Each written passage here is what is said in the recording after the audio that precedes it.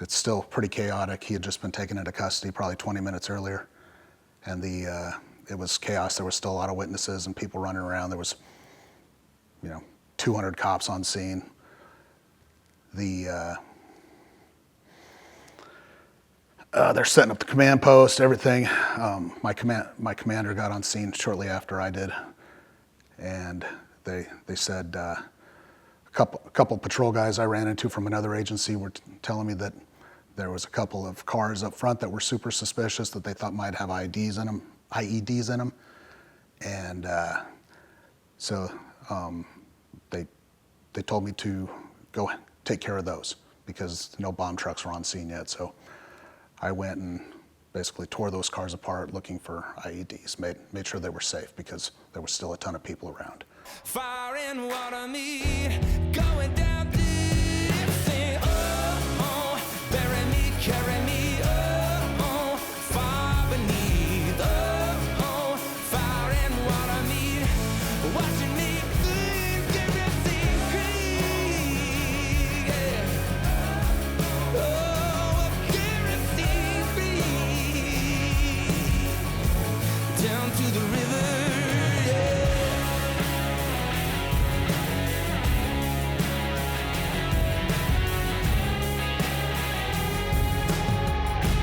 Down to the river. Time for another episode of Sheepdog and Shepherd. We are out here on the beautiful Atlantic Ocean in the incredible free state of Florida. Why don't you tell everyone who you are? My name's Greg. I'm a pastor at the Church of 1122 and a chaplain with the Jacksonville Sheriff's Office.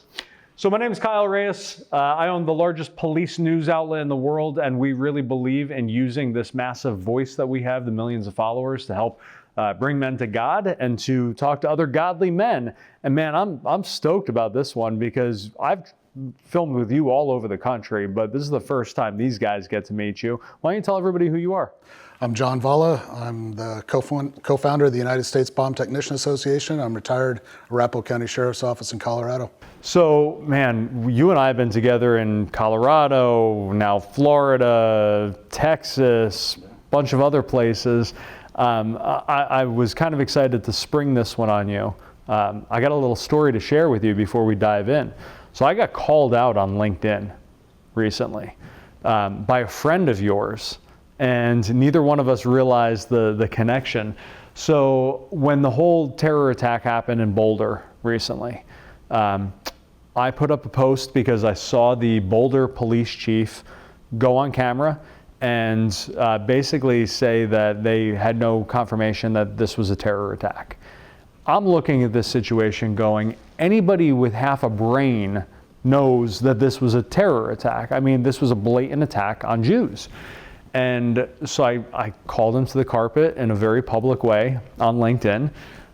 Imagine my surprise when I get an incredibly professional private message from the police chief saying, hey man, I don't think you know the full scope of this. And I expect to get beaten up by the media, but I never expected to get beaten up by my own people. And I felt terrible because he called me out in the kindest and most professional and accurate way humanly possible. And so we started talking. We hopped on a phone call together. We talked for probably about an hour. What I hadn't realized was sort of the optics behind it, and that he had no idea that right at the same time that he was doing a press conference, the FBI was as well, and they were announcing that this was a terrorist. So his focus was on how do we make sure to protect the chain here to make sure that we can get a conviction without basically jeopardizing our own case. And so as we got to talking, we realized that we had you in common, and he said, listen, if you need to know whether I'm legit or not, talk to John. And so, man, I just want to publicly acknowledge here that we're going to get stuff wrong as a media outlet. We're going to screw up. I screw up all the time. You just ask my wife and kids. But when we do make those mistakes, we want to make it right, because this is a man who has gone into battle alongside you. And I want to thank him very publicly, the Boulder police chief, for having that courage and professionalism for how he did it. And the amount of time that that man has spent in the community trying to pick up the pieces of that shattered community, it's pretty incredible. So big shout out to him, and shout out to you too. So you and I connected years ago. We've been out on a range together shooting 50 cals. We've been hanging out with our boy Eli Crane. We filmed at a distillery in Colorado. Let's talk a little bit about your backstory and how you got into the business. So spent 27 years at Arapahoe County Sheriff's Office. Always said I had the best, worst career I think I could have had. I had, a typical career as far as starting in the police academy. Was, always wanted to be a cool SWAT guy. That was my thing. I wanted to be a cop since birth. So had a kind of a tumultuous childhood, raised by a single mom who was the strongest woman I know, still is. But there was a lot of rough times growing up, and always wanted to. I didn't like bullies, so I always wanted to be a protector, and so I felt like law enforcement was my path, and so that led me to getting into law enforcement. Right before I got into the police academy, I met my wonderful wife, Michelle, she came from a police family as well. Her dad was a retired cop, her brother was a cop. Two of the finest cops one could know. Her brother retired from Englewood Police Department as deputy chief, so I had some, and her father was a retired captain from the agency I ultimately got hired from. So I had some very good mentors and some people I didn't want to let down as far as my career grew. He helped me get hired on because I looked like absolute garbage as a seasonal worker. I was a bar bouncer. I was a guy that I like to have fun and I like to live fast. And so getting hired back in the early 90s, or mid 90s was a challenge. It was very competitive. So my father-in-law helped me get hired. So starting out was, all of us started out in the jail and had a mentor in the jail who, there was an announcement for the bomb squad. And I was like, what is this? You were a former bomb tech, tell me about it. And he tells me about this position on the bomb squad. I was like, that sounds pretty cool. Spend 5 weeks in Huntsville, Alabama at Redstone Arsenal, learning about how to defuse bombs, things like that. And I was like, okay, this sounds like this could be up my alley, because you learn about, X-ray systems, robotics, all the things that kind of were up my alley as far as like mathematics and science and things like that. I decided, I think I'll assess. It was open to jail guys at the time, so I assessed. By the grace of God, somehow I came out number one on that list. I beat out SWAT guys, I beat out detectives. This brand new baby jail deputy was number one on that list. I've always attributed it to my grandpa, because I was backing in. There was a backing course for backing our bomb truck and trailer, and I absolutely crushed it. And I always attributed that to my grandpa, because I was always backing in our boat into the lake when I was a kid, from 13, 14 years old. I was always backing him into the lake so he could launch the boat. And so I crushed that part of the course, and nobody else could back the trailer. So that was the start of my career. I was waiting to go to bomb school, and there was a given that I was going to patrol. So I assessed for the next patrol assessment. The day I assessed for patrol, we were doing our road test, and the Columbine shooting happened. So I was on the bomb squad like 2 months, and the Columbine shooting happened. Did not respond that day because I didn't know what my role was. I was, a no-skilled apprentice bomb tech, didn't know what to do. I paced holes in my carpet that day. I saw my bomb squad working with Jefferson County Bomb Squad and Denver Bomb Squad, and those guys were heroes that day. It was pretty incredible. They rendered safe 101 devices that day, and were real heroes. So that was incredibly impactful in my career. Saw a lot of lessons learned, and that stuck with me for my entire career. Really solidified this deep foundation for becoming the tactical bomb tech I eventually became. Because during the initial response, they had an ad hoc SWAT team making entry, and pipe bombs stopped their advance into the school. And had they had a bomb tech integrated into that stack, a bomb tech would have said, "Don't light a match to that pipe bomb. We're going to mark and bypass and continue." So there was a lot of lessons learned. So that was kind of the foundation. I went to the bomb school the next year. I went to patrol, became a patrol deputy. Things progressed, got my certification, got my foundation, and then started becoming a bomb tech. So that was pretty cool. Fast forward to July 2012, the Aurora Theater shooting happened.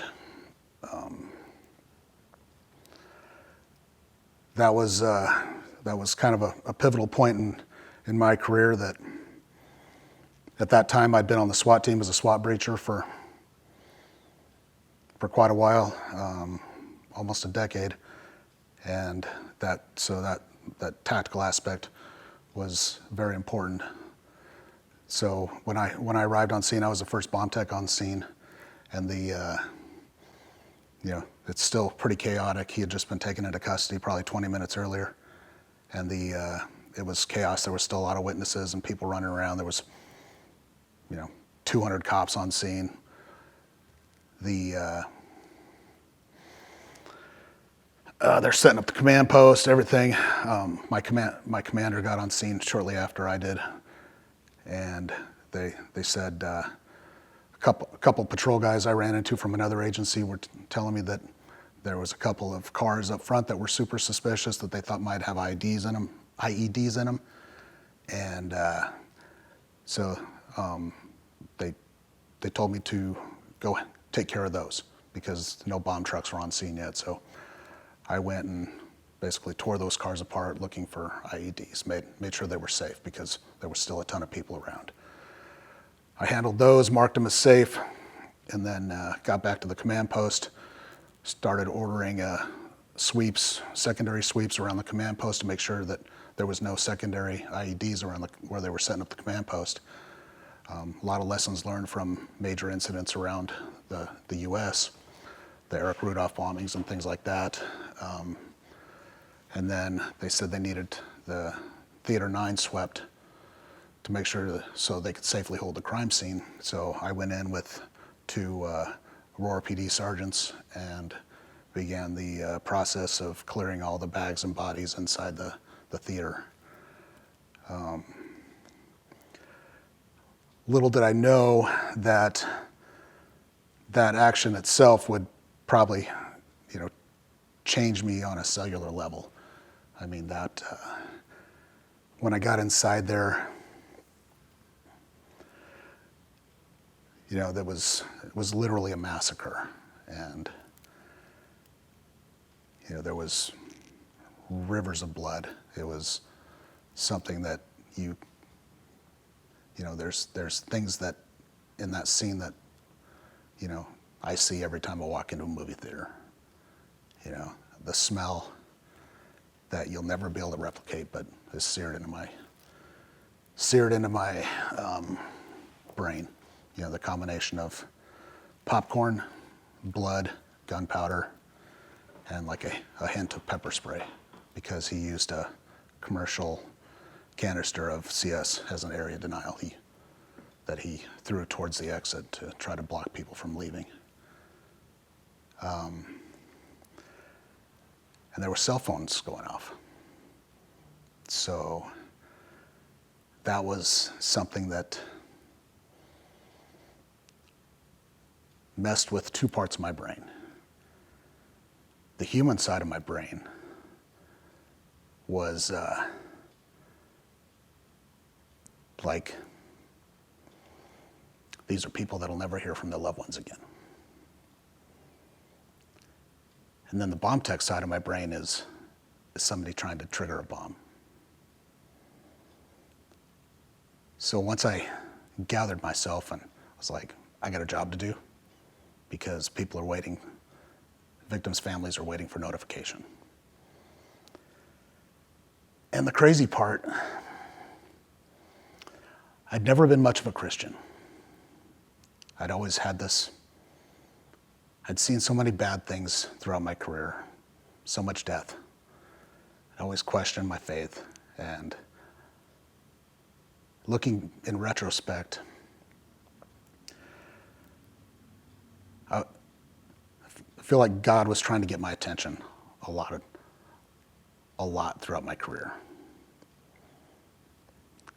putting me through some very tough situations, trying to get my attention, trying to get me to have faith. And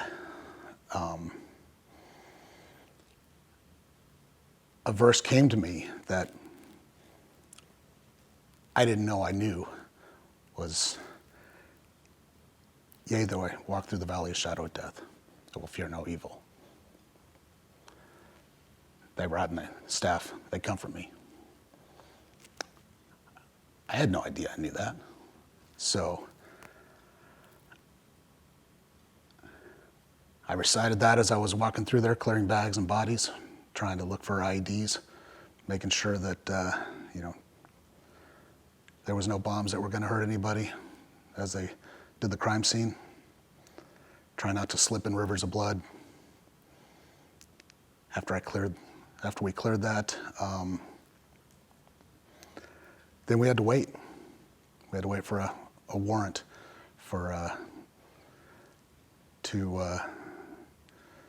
the DA's office wanted a warrant to do the final searching of the bodies. So probably, I don't know, was it 12 hours later, we split up into teams. And so we split up into two-man teams to actually physically move the bodies. So it was actually two-man teams with one observer to where we physically had to move these victims slowly and to make sure that they hadn't fallen on an IED or something like that. When people talk about moving dead weight, you don't understand what it's like trying to move dead weight when you're trying to do it slow and controlled. I mean, I've always been a pretty strong guy. I was deadlifting, 400 pounds for reps. And then when I'm standing on a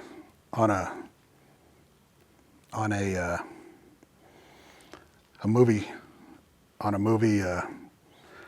seat, and then the front rail of the aisle seat, doing like a negative deadlift, trying to lift one of the victims in a negative deadlift, who's probably a 190-pound person, trying to lift them extremely slow. That person felt like a 900-pound person. And that was a toll that I can't even express. And so we split up the victims, 5 for each team. But the first one I grabbed, we obviously we had PPE on, we had gloves on, but I grabbed this guy by the ankles. And I'd handled corpses before as a detective dozens of times. And when I grabbed this guy, I felt this lightning bolts go up my arms. It was the weirdest, craziest thing I'd ever felt. It was surreal. I mean, it shocked me. And the whole experience was just insane. So once we got done, that emotional exhaustion, because I'd been asleep an hour when we initially got called out. So we were on scene 14 hours at that point. And we got back, had to do our reports and everything. And that was, get back to headquarters and you're just trying to soak it all in. And so I was trying to figure out how to help my guys. And I reached out to some of the old guys that were at the Columbine shooting. And what they did after the Columbine shooting that I really thought was pretty ingenious was they got everybody together that responded and just got together at one of the houses and just had an informal debrief. Just all the guys would just talked it out, had some beers, just super informal, and we're just talked about what happened. And because say what you want, I'm not a fan of the formal debrief with because we did everybody responded in a big room, and maybe I'm calloused at this point because I've been through so many critical incident debriefs that there was people there that were not on scene that were crying and didn't see the carnage that we saw, and I was a little bit jaded in my career at that point. And the guy who was running the debrief, I sat through so many of his debriefs. He knew me by name. He's like, "So John, you guys, you bomb guys saw quite a bit. What's going through your mind?" I'm like, "I'm pissed. I'm absolutely pissed." He's like, "What do you mean?" I'm like, I wish I was there to stop him. I wish I was there to shoot him in the face, to end that threat. There was nobody there to stop him. We were there to clean up the carnage. And I said, we were the only ones that get bloody. I said, the real heroes were Aurora Police Department. They saved lives. They transported the wounded. They were true heroes. We didn't get to do any of that. And that's why we do this job, is to save lives. We didn't get to do that.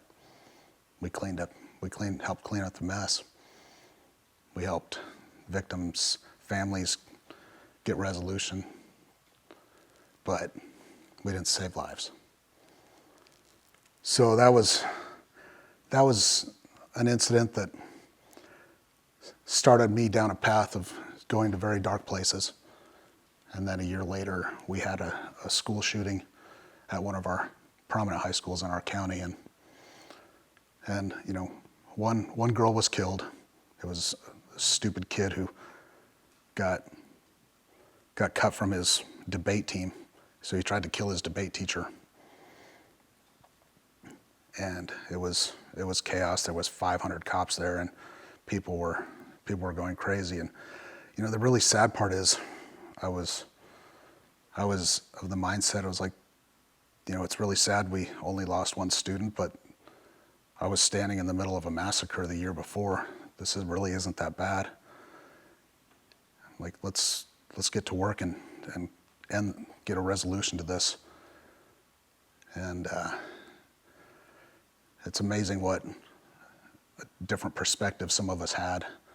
Like, we had people from 50 miles away responding to this incident, just trying to do good work. It's like, you're not helping right now.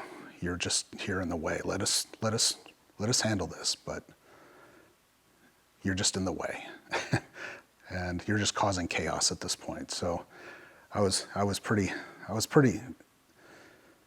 much in a dark, jaded place then, and my daughter had started. She had started at this new church, Crossroads Church in Parker, Colorado, and we had started kind of going off and on. She was with the youth group there, and I really took a liking to the pastor there, John Snyder. We ended up becoming very good friends. He and I just started talking, and he helped me dig out of a pretty deep, dark hole. So he helped start me on a path to seeing some light, which, because there was some bad cases I'd handled as a detective. You know, I watched a baby die. I'd worked a suicide where a Marine had killed himself in a kind of an elaborate way that hit me pretty hard. I'd got to know the family, and this was all within a period of a year and a half, and so he helped me a lot, and I could never repay him. He's an amazing human, and he takes a lot on as a pastor, and I'm sure you understand that a lot as a chaplain for a law enforcement agency. But the amount of good he does and the amount of trauma he takes on is incredible. Just the amount I dumped on him was quite a bit, but you know, I can't thank him enough for what he's done for me over the years. And it was hard leaving him when we moved, but because you know, he was somebody I could have lunch with and just, you know, who could help me a lot. Since then, where has your faith walk gone? It's been up and down, quite honestly. I would get in a good place spiritually. Something would derail me. 3 years ago, my best friend and the guy who was the best man at my wedding, he died. Cancer took him at 50 years old. And then 2 years ago, my cousin, who was he was like my little brother.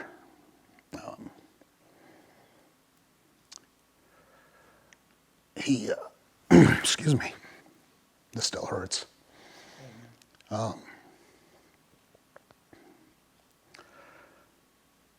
His mom found him dead in the driveway. They don't know how he died.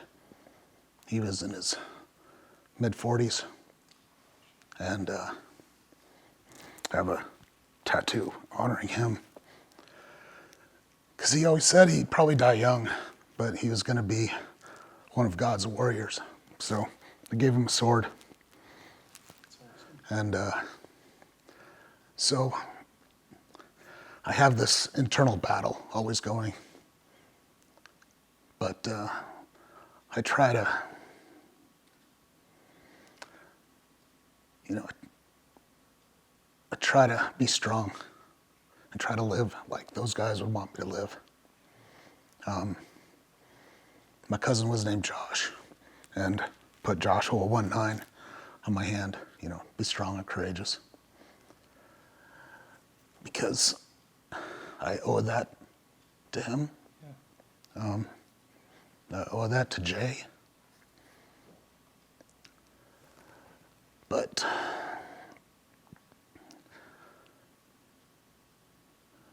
it's been a tough battle. My father-in-law just passed in November after a really tough battle with dementia. So haven't really dealt with that.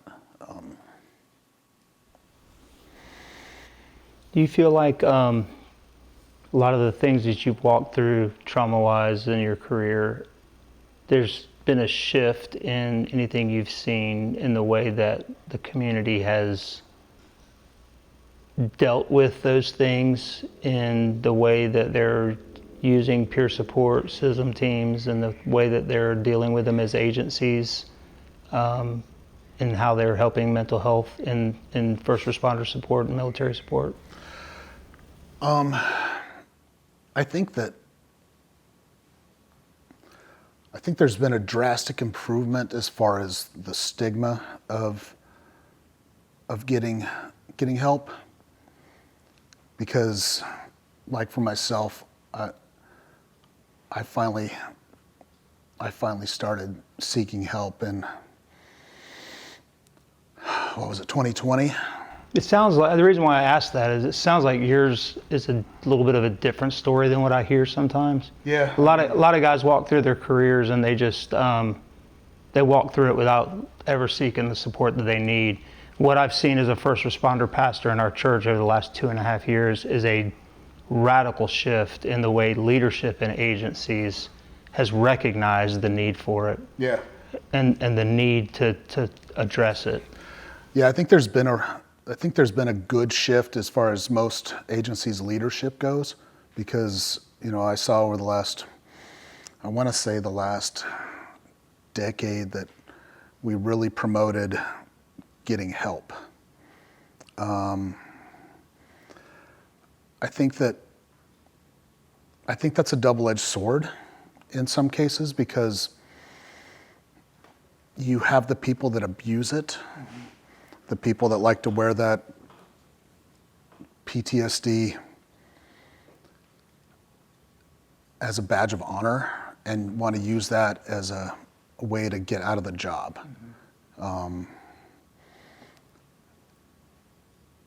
But there's people that need it. We have way too many cops killing themselves. And far too many people are still not utilizing it. I mean, we had I think 4 contract clinics that we could call, which was huge. I was always of the opinion that if we had like 2 or 3 on-staff counselors that were known and were part of the family, I think that would be more effective, instead of having unknowns that you just call and it's a crapshoot on who you talk to. I think that would be more effective, because, you know, that's what kept me from calling for so long, because it's a roll of the dice on who you talk to. Yeah, I think that, like you said, the stigma of going to an agency support is so bad because of what it paints you as an officer. And I think it's so important as a church, the Big C church, we have to step into that role as support for those men and women, because we have to recognize that a lot of people won't go to the agency support. So as a church, I think we have to be the ones that are there to support, whether they're believers or not. You know, and I think we've done a fairly decent job as the church in that ministry area, specifically at 1122, trying to find a niche in helping support those agencies as an external resource. So I commend you for seeking the support you needed from a spiritual perspective. Your story is really powerful, man. I appreciate you sharing that and being really authentic and transparent with us today. Yeah, I mean, that was something that it took me a long time to come to grips with. It took me way too long to seek help. That was not something that was ever talked about when I went to the academy. Yeah. You know, it was something you were just supposed to eat, and we need to. I think these days, academies need to focus on resiliency training. That needs to be a big focus, instead of a lot of these programs now that there's so much stuff that is jammed into academy training that has to do with accreditation and things like that. There needs to be a big focus on resiliency training and wellness, because it's vitally important that you learn to thrive as a human and learn to thrive mentally and physically. You know, whether it's jiu-jitsu and combatives, you know, somebody who can carry themselves with confidence and can back it, and those people thrive. And You know, that's something that is so vitally important, you know, because if the fact of the matter is, if you're 100 pounds over the weight and you can't run 100 feet to back up your partners, you're not going to be confident. You're going to be quick to go to a gun or go to something. You're a liability to yourself and others, and that's something that's not good for anybody. Right. You know, when I was finishing up my career, you know, these young guys would see me in the gym. I'm crushing it in the gym at over 50 years old. And some of these young guys ask me, you know, what can I do? And I'm like, you need to be the person that if your family calls 911, you need to be the hero that they want coming through that door. And that was, you know, if that takes, you know, losing 100 pounds, start that path. Yeah. Become that person that's incredibly fit and incredibly strong, mind, body, and spirit. Right. Wait, you lift? I never in a million years. Not as much as I used to. You know, John, there's one thing that kept coming to mind as you were talking, which is that a lot of people say God doesn't give you more than you can handle. And that there's nothing biblical about that. That's not true at all. God intentionally gives us more than we can handle so that we remember who we're supposed to turn to. But man, as I've traveled with you and broken bread with you and gotten to know you, I've seen a very different kind of healing in you. And that's a healing through others, through what you bring to others, and how you're the first dude who will hop on a phone call at 2 o'clock in the morning with one of your brothers who's struggling. You're the guy who is over there, you know, talking about God with Eli and talking about PTS with Ken Krause, who's the first Marine Guard hostage in the Iran crisis. And you don't just pour into your community. You're not just a servant in your official capacity when you were in law enforcement. You're a servant to the Most High through the work that you're doing to help other guys who are experiencing the exact same stuff that you're going through, just under different scenarios and different experiences. But your healing seems to have taken place as part of a process through how you help others heal. And I just want to commend you for that, man, because just because you put down that gun and that, well, you'll never put down a gun, but just because you're not in an official capacity carrying a gun and a badge anymore, you've just simply shifted with how you are living a life of service, and now you're glorifying God through the work that you're doing and helping others. One thing I want to touch on before we wrap, you have an incredible organization that you're serving with now. Let's share that with people and tell people how they can learn more. Yeah, it's called the United States Bomb Technician Association. So we're the largest U.S.-based nonprofit that represents the bomb tech community in the U.S. So we're over 5,000 members of the bomb tech community, both public safety and military.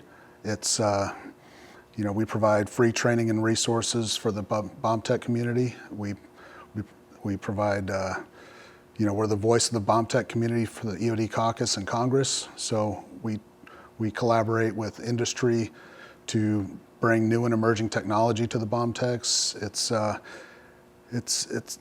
We're always trying to do things that are, you know, outside the box and try to be innovative. It's my focus for the last year and a half has been on the wellness side. So I'm trying to bring resources to first responders that have been traditionally focused on just veterans. I'm trying to bring those resources to first responders because there's been such a focus on the veteran community for the last 25 years with good reason, obviously with the global war on terror, but I think there needs to be a good look inward at the homeland and the service that the brave men and women of the police and fire communities are doing. And there's a bill to be paid at the end of the day that nobody talks about, whether it's mild TBI, whether it's moral injury, whether, you know, it's PTSD, it's all these things that are incredibly important. And there's, you know, you can't throw a stick and not hit a veteran nonprofit, but that are providing free resources. Well, when we separate service, when we retire, we don't get to go to NICO, we don't get to go to Intrepid Spirit. So there's no disability rating at the end of the day unless you have a very strong union and a big agency. You know, there's so many of us, if we were military, we would retire with 100% disability, and we don't get that. So I just want to be an advocate for our community and maybe bring additional resources to us, whether it's a bigger focus on brain health, maybe bring some resiliency training to our community. And what is the website for people who want to support you? Our website is usbta.us, and that's, you know, we're constantly evolving, trying to become better for the community. So that's what we're doing. And John, there's one question that everybody who's watching wants to know, regardless of whether they're on the left or the right, regardless of their religion. Do you cut the red wire or the blue wire? I don't know, I'm colorblind. Oh, great. This guy, this is our bomb tech of the year right here. Man, really appreciate you coming on the show. Thank you so much for opening up, for sharing your story.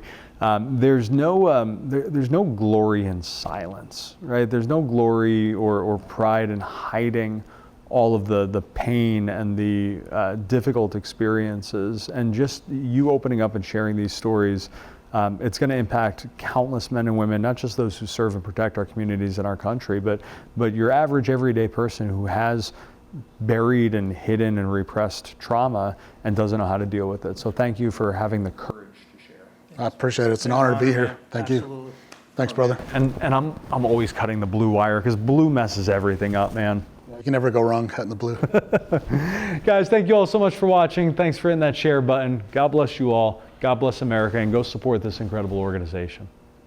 There's one part of almost every building that intruders target first: the glass. Even $1 million in locks and cameras won't matter if someone can break through a window in seconds. Our 15 mil security laminate reinforces your glass, buying you time when every second counts. Whether at home, at school, or on the job, if keeping your people and property safe is your priority, this is something you can't afford to overlook. Call today for your free security consultation. And to make things even better, on any project over 250 square feet, we'll donate $1,000 in additional laminate, because your safety matters to us.